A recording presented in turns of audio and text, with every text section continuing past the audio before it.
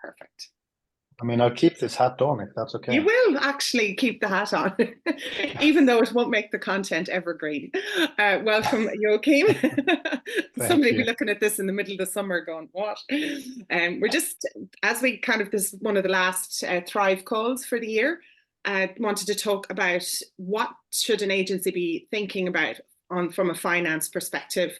And Matt might chime in with some of his experience as well. So over to you, Joakim.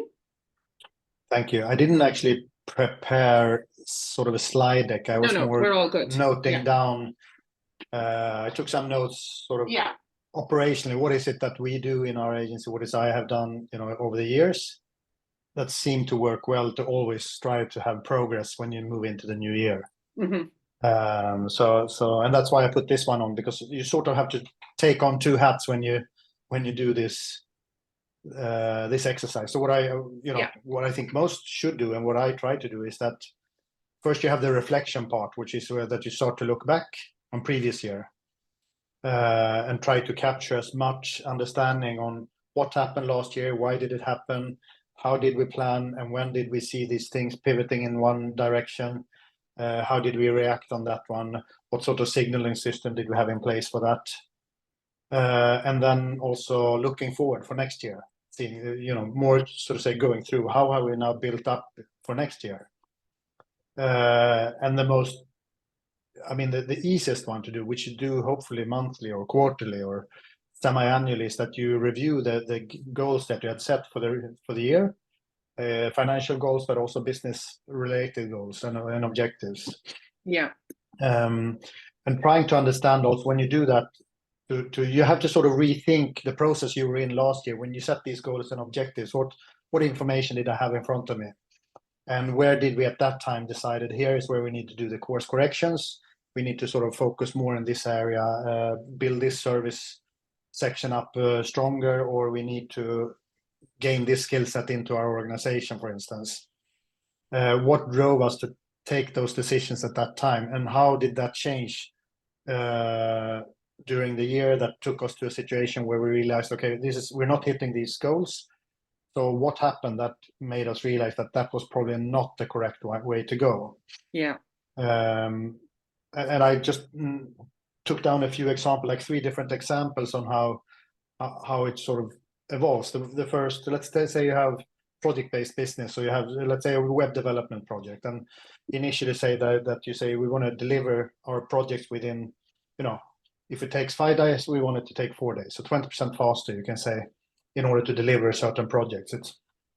That's just 20% is the number. You normally don't deliver a web project in 4 days, but as a thought, maybe that was a goal you had set up, that you wanted to improve that, and maybe you based that on some client feedback from previous year, that you had got to the understanding that they thought they were long projects, or competition were better at doing it better and faster sort of project completion.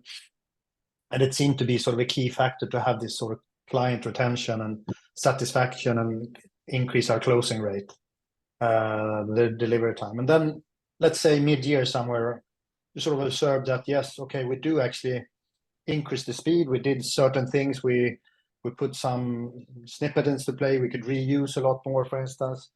But even though we did that, we could potentially see that it also suffered in quality, that when we actually did produce the project to the clients, maybe it was not at the quality level we wanted to, because we pushed the goal or to set the timing so hard. So we sort of forced through certain time things. And then you can sort of address that one and say, how did we address this at that time? Did we sort of put more quality checks in? Did we change our methodology, or did we find a good way to balance speed with quality? Did we interact closer to the client along the project to get these signals earlier on? So if that would be the case, you can sort of work backwards and say that, with this client, or with these clients, that we had these challenges. What sort of signals do we have coming up? And normally that comes across in the projects itself, that you realize that you have maybe too many iterations with a client before you decide to take the next step into the development. That could be one typical thing that you identify and try to clarify going forward. Yeah. And those things were crucial, and signaling to the client that, okay, we only allow 3 iterations, so we need a proper feedback from you. Just not say okay now and say no later. Like a super simple one to do. But that exercise is really, really helpful to look on what you sort of had in the beginning of the year and how you took that into doing changes at the year. And now the question is, how do you now build that into a system for next year if we want to keep that one? Mm-hmm. And of course, given this year has been such a year for AI, has, I guess, been on everyone's lips. So there are now, of course, tools. Maybe you can integrate project management tool with real-time tracking and use AI to support this to better signal things, find new quality metrics that you can utilize. And maybe you do sort of a bi-monthly review to be proactive instead of reactive when you realize that customers are churning.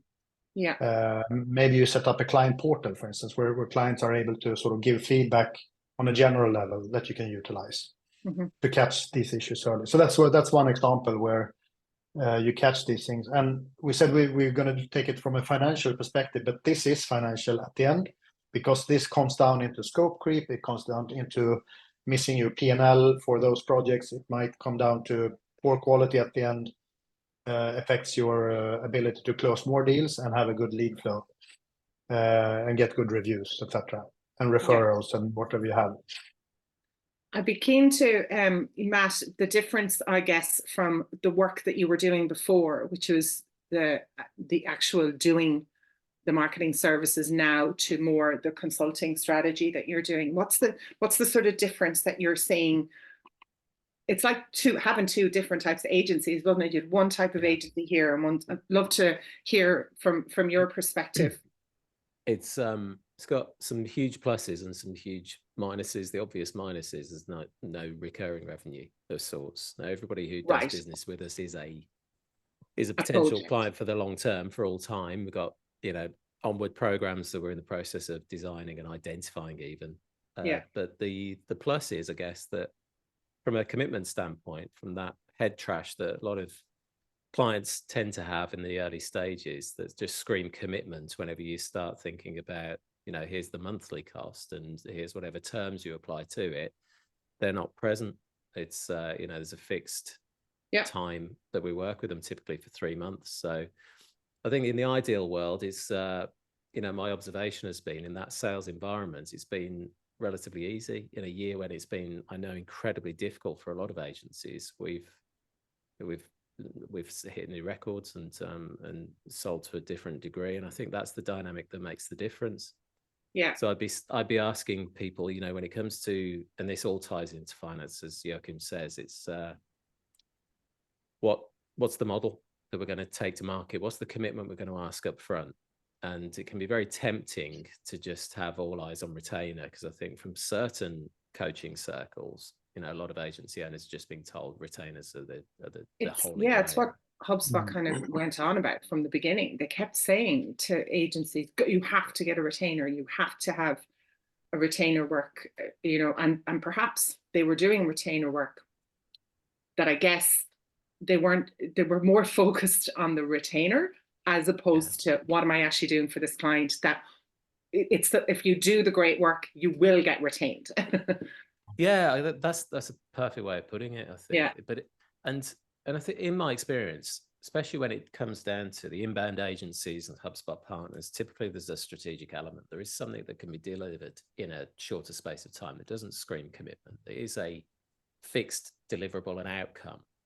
And as we're told, it's so much easier to sell to existing clients than it is to sell net new. So why wouldn't 100%. We be creating customers that we can then sell retainers to once we've proven value? And that sounds quite simplistic. I mean, Clodagh, when you and I first met, we were talking about the content marketers blueprint. It's supposed to be the perfect way to ingratiate yourself, deliver something of huge value without actually doing the hard yards. That was Nick Sal, wasn't it? It was Max, wasn't it? Max. Oh, it was Max. Yeah. But but I think somehow it gets worked out of the system, doesn't it? We know that certain things work, they get retired, and if somebody just bleats on at you about retainer, that's the holy grail, then eventually you believe it, you go down that route. But as I say, I've spoken to a number of agencies that have done 0 new business in 2023. They've only sold to existing clients. Some have closed their doors, some have had to massively downscale. Exactly right. And just for the flexible purpose of the recording, just so that, because there'll be somebody watching this who doesn't know you, just give an overview of what you were doing and what the difference is now and why you chose. Yeah. Well, so I was running your traditional inbound marketing agency focused on content, social, email, the full gambit, influence agents from 2010 to 2021. And one of our fellow HubSpot partner program members came along, and in fact, I fielded 3 inquiries about acquiring us or partnering with us at around about the same time in 2021. And I think that HubSpot must have been putting the word out at that stage, saying, look, there's some opportunities for consolidation. Right. And at the time I was thinking about pivoting the business to something similar to this model that I've created now. And so it seemed quite timely. I wasn't looking for an exit particularly, but the numbers worked and we made it work, and that was great. So there was an aspect at that point, of course, we couldn't go into direct competition with the acquirer. So I wasn't looking at creating another HubSpot or inbound agency. But I'd recognized in the interim that positioning and differentiation was something that so many clients lack. And it's what actually throttles a lot of marketing performance. So I've created a program which helps consultancy profile businesses specifically. So we do niche to better differentiate and position themselves for their market. And it's a once and done program, takes 3 months to deliver.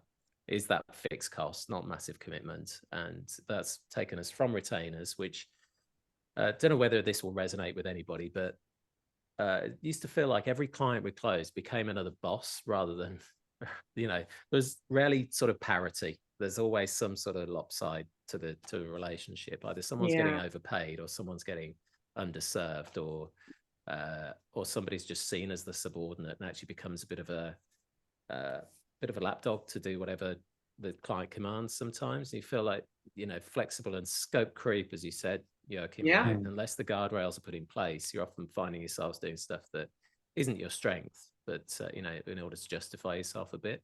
Yeah. Depends on the economics and everything else, the climate, but I was done with that. And touch wood, I haven't looked back so far. This is working as a model.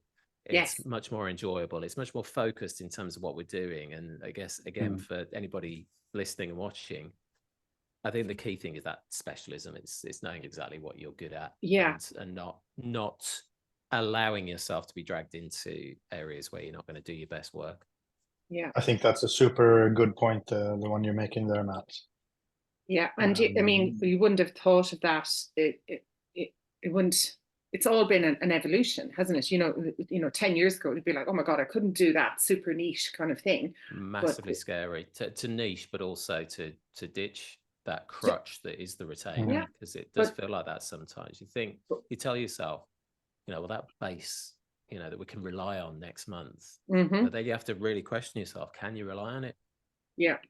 And you've been doing that with, you've been making sure that it's like pipeline. So it's lead focus and pipeline focus, as opposed to, okay, we have our retainers, we can relax. The focus goes into, have I got enough leads coming in, and is my sales process a hell yes?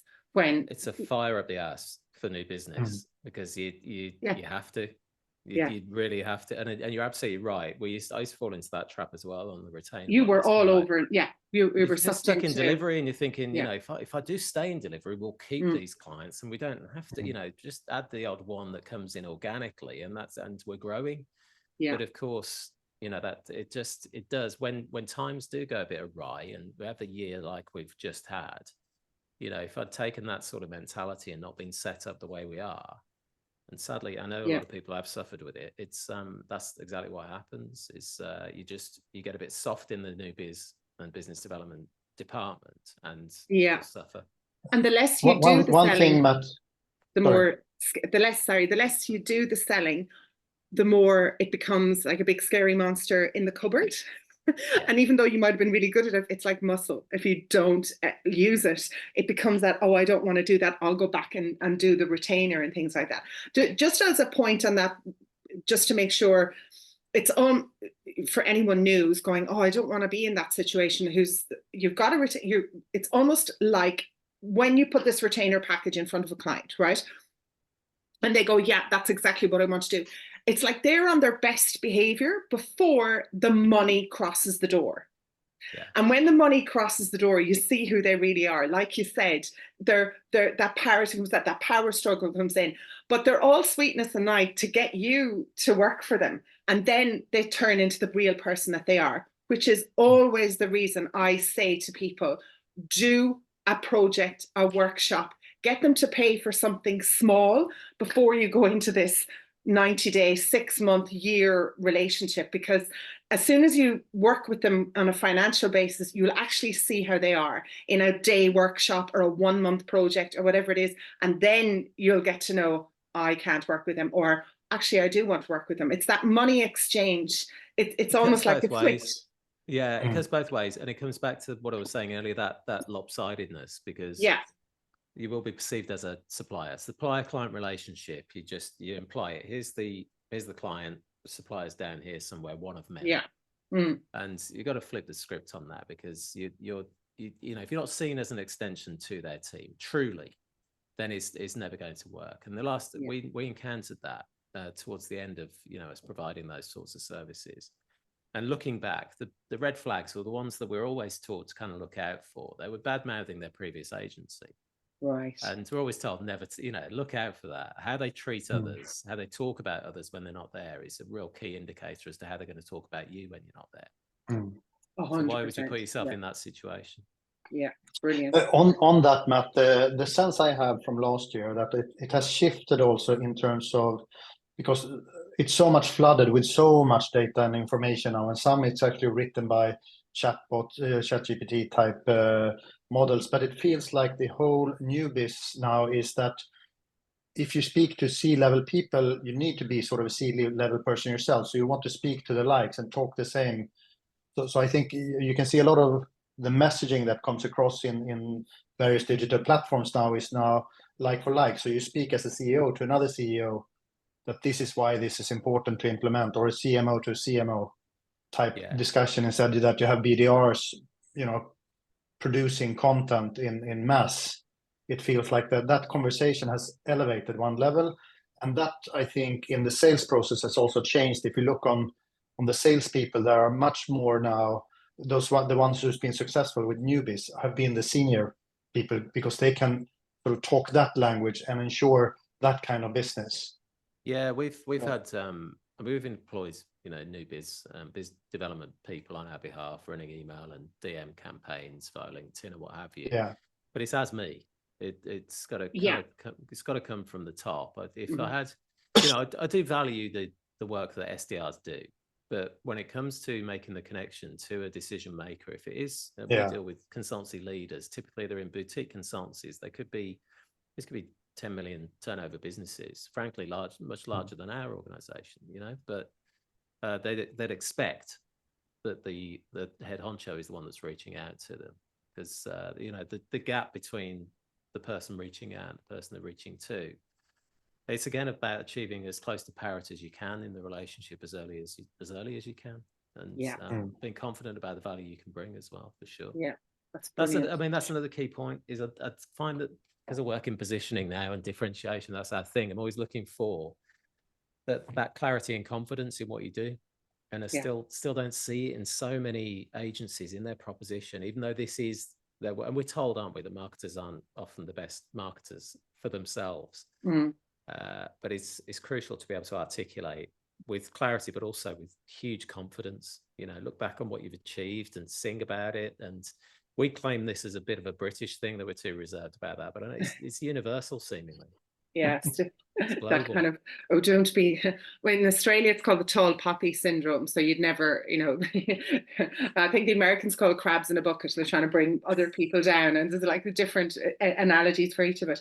It's interesting, I don't know if you've come across Nick Bennett in Harness and Hone, is his new business. He used to work at Impact. Oh yes. I never knew the name. Yeah, so he's come out and he's helping agencies with that differentiation in America. You know, he's just agencies at the moment. But what we noticed is, and you'll remember this, when I worked in HubSpot, I was the only person in HubSpot who owned an agency inside in HubSpot. I had a business outside. So when HubSpot was giving advice, it was going through my filter of, as an agency owner, I went, that's not going to work. So I filtered that information. That's not what happened across all of the other consultants. HubSpot was giving advice to agencies to do these certain things. And the other thing that would happen is, so they all were taking advice from a corporate company on the stock exchange who never ran an agency, right? So that's the first thing. And the second thing is they all started copying each other. Who are the big boys? Everyone copying PR 2020, Square 2, Impact. So what you've got now is a whole load of agencies who you can't tell the difference from them. And it wasn't done on purpose, obviously, but that's just an accidental what's happened. Thousands of agencies can't tell the difference between themselves. It's because, again, it's like the retainer thing. The advice that's being handed down isn't from those that are on the ground experiencing it day to day. They're not given any alternative. It's just the way it's done. It's kind of like, these guys are doing great. Do what they're doing. Yeah, and you've invested the money to buy the software. So you're kind of like, oh, you might say to yourself, oh, that doesn't feel right, that advice. But you've invested in them and you better seem to be doing. But anyway, we're getting sidetracked there. But okay, thank you. Yeah, that's something. No, but I think that's a super relevant point. And I think going into 2023, a lot of people discussed exactly what I think Matt was after, also saying that, no, we want to increase the number of retainers we have, because it's sort of it's a bread and butter business. We can sort of just operate and rely on our deals and operate within the clients as if they would stay no matter what. And I think a lot of have come to realize that clients do then want to do sort of, even though it's sort of a reoccurring business, it might be like on a 3-month basis instead, or a monthly renewal. So you do end up in a situation which is almost like a project revenue, or even like a sort of a time and material setup. And what we've seen in a lot of agencies, which I think you should also do when you do this sort of yearly review, once you get into that level, you have an organization used to operate under a sort of a retainer-based model, and all of a sudden they're moving into sort of time and material. And there again, that if they do improvements in time and materials and they're spending less time delivering the same value, they very often give that whole value all across to the client, and they forget about, what did it take us to do these improvements? How much did we do in training, in search for new tool sets, and how much sort of support do we have in the organization to get these tool sets into operation? So that's the risk when you move away from a retainer model without understanding the model of time and material or project-based invoicing, and that has a huge impact on P&L. I think a lot of agencies have also experienced that during this year, where they have sort of felt the pressure of clients to sort of over-deliver, and especially in the cases that Matt mentions, where the clients start to look on this more because they have cost savings from their top level, saying that go out and act as a supplier and as a customer to supplier and push them hard. And that's when you really test the relationship you have with your businesses. And that's where you need to start thinking proactively and not be reactive. At the moment you get reactive, you're always in the back end of such a discussion. I think that's a very good sort of review to do this year. And if you look on your full client portfolio, which are the ones you want to grow going into next year, which are the ones you need to challenge the way you operate with them, and which are the ones you might even discuss to close down if we can't find another way of working with them. Yeah, and we have a whole, in the classroom inside and Thrive, we have a whole 4 parts about how to look at your clients base and who is, and it's so fascinating. We've seen this all the time. It's the ones that you think are really profitable or are okay, once you get in under the hood and do a deep dive through the spreadsheet and the templates that you've provided, you really do find out, geez, that relationship is just, again, back to what we were talking about. It's completely out of kilter, and you're spending so many. It's a big retainer money wise, but the amount of hours you're putting into it's the least profitable of your work. And you could have either an opportunity to turn it around and sit down with them and go, look, we're actually over delivering on this, and we need to increase the retainer. And if they, that could be a very difficult conversation to have, but it has to be had. So yeah, in the classroom, you'll see the agency financial series of like 4 weeks that we went through the different parts of analyzing that. There's one more section I would touch on, which I think is in 2023 has gained more and more traction. And that is, let's say you're a HubSpot agency that we talked about a lot, and you realize now with all these Connect setup that there are so many adjacent softwares that do actually add significant value into the projects, and reach out to those partners. That could be a new lead flow for you for new leads and new type of clients as well into your business. And upskill to really work on onboarding those products properly, add a service layer around those tech apps. So you sort of build that trust. It gives you a trust also towards the client that you do actually know more than just one specific software. Yeah. I think that was again another angle. It was like HubSpot was for marketers who weren't technical, right? Which that kind of lasted for a while, but now there's just so much software. There's so much technology. Now we have another layer of AI sitting on top of everything. Yeah. If you're not technical as your agency, that's okay, but go and work with a technical partner, an integrator, and those are the guys that are flying it right now, right, Joakim? Anyone who's got But I think you need to consider also where do you want to be in sort of in the customer segment. If, let's say you intend to go up market, I mean, the software companies would expect that to be a partner-led sales process. Yeah. So you have them to have full control of the client's buying process, very clear on how you get new clients coming in there. On the other hand, if you're the lower end, you might be more on the service line level and work closer to the software partner to get the leads and ensure that they are quickly onboarded and quickly adapting the product, and you can see how active are they within the product. Because you might need to get people, if it's a CRM project, you probably need to see how are they actually using the software when they get into it, because that is at the end the value that the end user get out of it. Yeah. And here again, Matt, I would be keen to hear when you're working sort of the net new business, that there are so many different lead flows you can sort of tap into depending on how you structure your own organization. You can sort of decide a route where this is where we want to go and try to focus on this segment or funnel or vertical or whatever it might be. Yeah. And I mean, we tell our clients that niching, because we're at that positioning stage very early on, pre-marketing pretty much. Yeah. We tell them to be careful about niching. I mean, the pandemic has taught us that, if you have all of your eggs in one basket, it can be a very precarious place to be, and to diversify in your client base and everything else. But that doesn't mean you can't be specific at, as you said, the funnel level. Whether you're niching into a particular sector, whether you're nurturing sort of partner relationships with associations and other organizations that can refer you in. Yeah. And then I guess the other side is the HubSpot side is about, it's always dangerous to lead with a solution. Yes, there will be a portion of the market that are solution aware and are in the market for a particular technology. There's so much importance on the value that you can bring as essentially a consultant. I use the word consultancy because I think that's where the value is in agency land. Yeah. Because you're not even doing any of the consultancies when they do their best work. Mm-hmm. Yeah.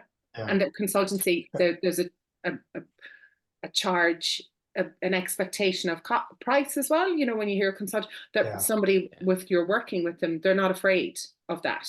Whereas agency can be seen to be, they're all down here. Just kind of in review, like I'd love to hear from you, Joakim, about what have you observed that's happened this year? Like we've seen a lot of mergers and acquisitions, and And you've seen a lot of, but just from just love to hear what your kind of summary of 2023 has been like from where you're sitting, and then some predictions for 2024, which I can't even believe that's the first time I've said that out loud, 2024. No, but I mean, we can again look on the HubSpot ecosystem, which is a very fragmented ecosystem. I think all across about 6,000 agencies worldwide. There's a huge long tail of agencies that do operate maybe under the, between €500,000 to €1 million per year, or dollars per year.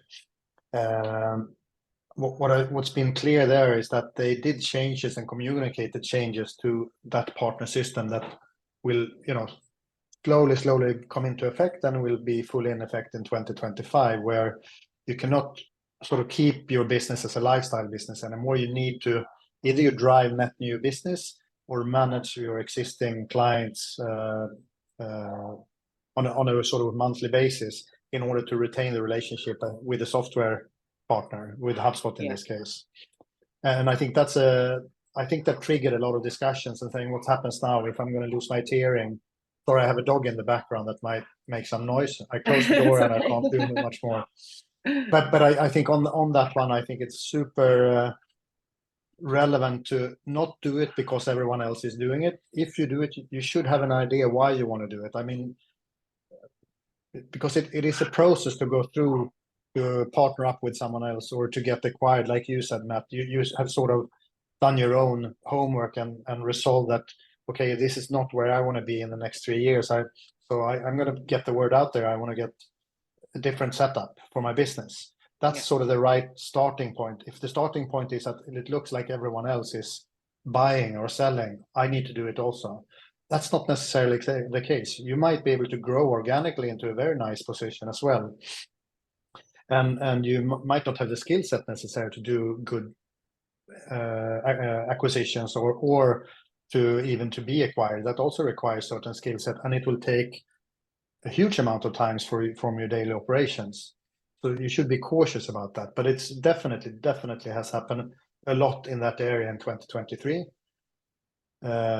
Here, I think you should always try to work with someone or learn from some people who have done it before and take this learning into account when you start that thought process.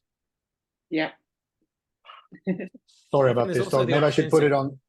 Well, I was going to say, these guys are typically really great marketers for their clients. And one of the opportunities, I think, is to really test any new propositions and new messaging and new sector specificity if they do want to kind of niche their campaigns and what have you, and prove it before they build any solutions at all. If you really want to see where the demand is, then put the offer out first. It only takes a landing page. That's right. These guys know how to get traffic, and just pay for a bit, just drive some traffic there. And if people are willing to, get their credit cards out of their pocket for some sort of investment in something that turns out to not exist just yet, but then you prove that you've got that. It's the whole lean startup mentality, isn't it? Join the wait list. Yeah, exactly right. Build demand. But I think products. That's right. And I think, Matt, you're in a great spot, because I think these agencies that are thinking to be either partnering up with someone or something, they might equally just be much better off by actually focusing on net new business and doing that exercise instead. That's sort of what they're teaching others, and then just sort of learn to do that on their own. That might be a better route for them. Mm-hmm. Yeah. I think this is a good time of year as well for everyone to, it can be quite challenging to go, oh, there's no hope. We know that the agency world is going to change. We're speaking to someone who's just done it. We've worked with people who've completely pivoted their business. CRM Toolbox, they were just doing marketing services, and now they've pivoted over to integrations. It is possible, and I think the message I'd like to get just to anyone at this time of year, you actually can have the business that you want. The industry's changing, the world is changing. We understand that, but you can partner with someone if you wanted to do the integrations. You can sit down and differentiate yourself. Like Matt just said, build a landing page. If you go the consultation strategy education route, that's also still available. Just because AI has come in, it's even more of a reason for you to be an expert, and people are going to pay to work with humans more because they know they can get all this grunt work done in AI. So a human is what is going to win with this. And I think it's hard to see as an agency if you haven't done any net new business. I mean, it's challenging, but it is the time of year to go, hold on a second. I actually can have the business that, what do I want to do? And don't be going after, oh, I should be doing integrations if you don't enjoy that. Like, sit down now and go, you have so much knowledge. Anyone who's at an agency for 2 years is streets ahead of everyone else. And I think it's a time now to sit down and go, what do you really love? And what are you challenged? What are you challenged to be? I want to be that type of agency, consultancy, whatever you want to call it, boutique services, doesn't matter what you call yourself. And put that landing page out there and market it. I think that's a really great time to do that right now. There's one last remark is that now you're going to soon, at least in the Scandics, people are off like 5-10 days now in a row, which means that people get into a different mode. Yeah. And normally you stop thinking about your daily need to check email and do that. That's all so you can send also people back with a sort of start the thought process within these. Let's say you have 10, 20, 30, 50, 100 people in your business that are really talented and skillful people. Send them back with a message and have them sort of think through for next year. What are sort of the main things I want to grow in within, the way we operate? What can I contribute to the business different next year? Yeah. And I think makes a lot of sense because they're going to sit and play around with tools. They're going to sit around and read stuff. They're going to get all sorts of input. We all of us, after a few days spending time with relatives, we're going to start, cheating around and looking on the internet and checking stuff, and get people off with a small sort of a very easy task. But and say that we're going to start off with a big kickoff in the beginning of January, where we all sort of put this together in one piece and come out with a few action points. Yeah, one of the first campaigns we ran as influence agents was for a client we'd taken up. We didn't niche at that time. It was some sort of yoga training business or something. Get this, we were publishing 2 blogs a day for them.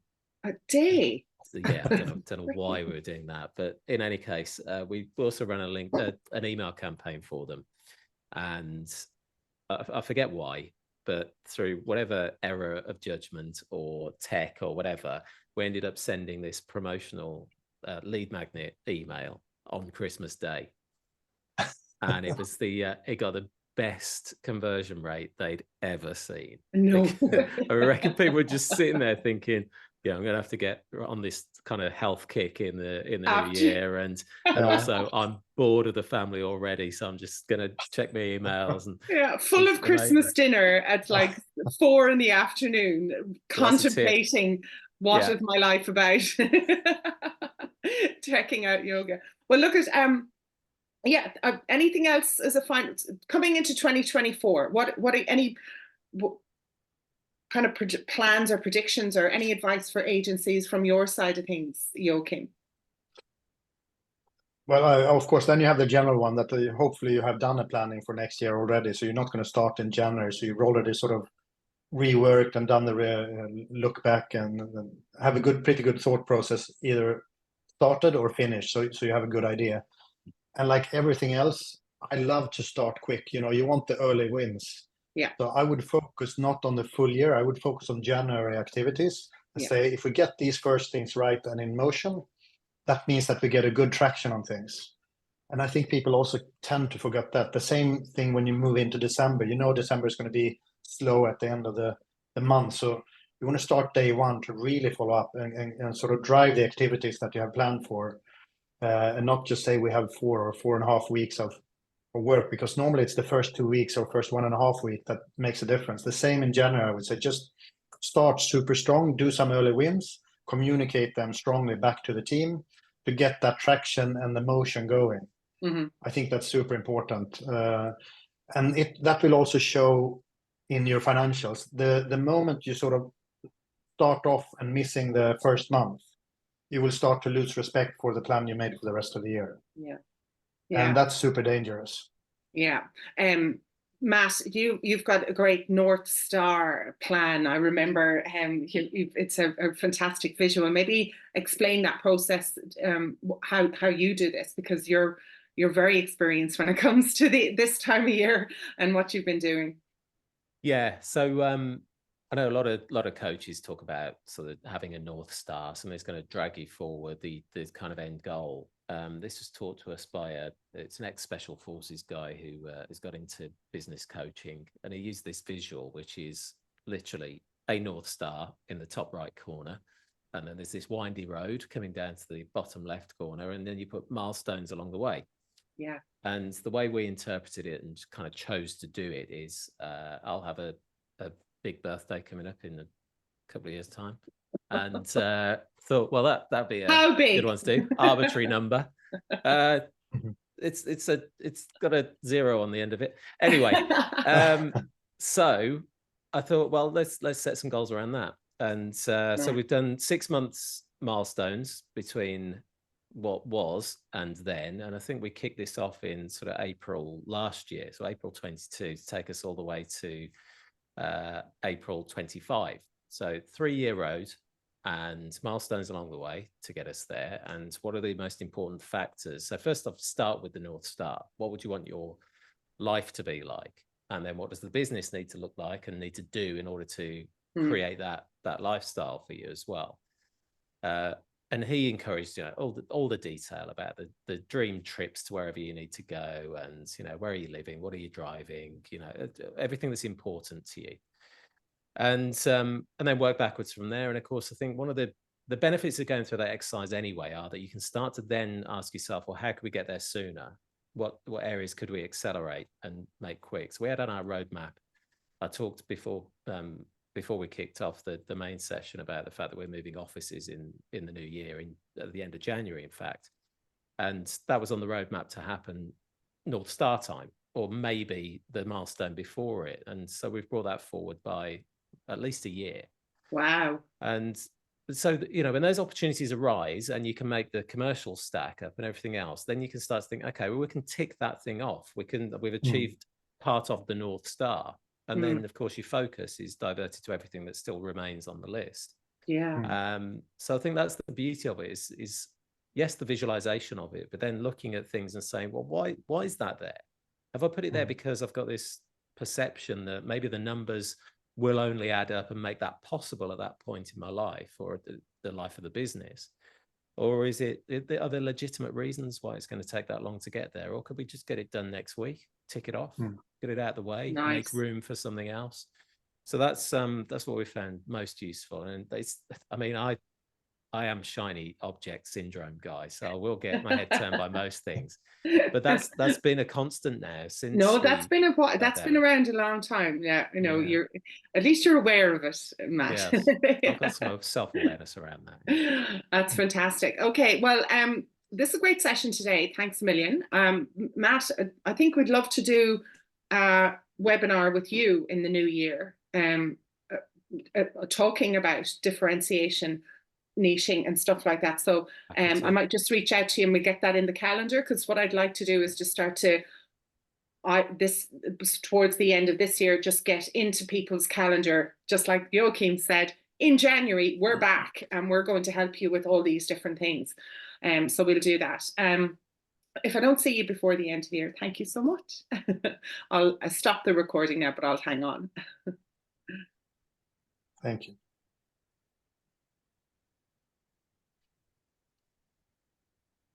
Figure out how to do it. Stop recording. There we go. Record.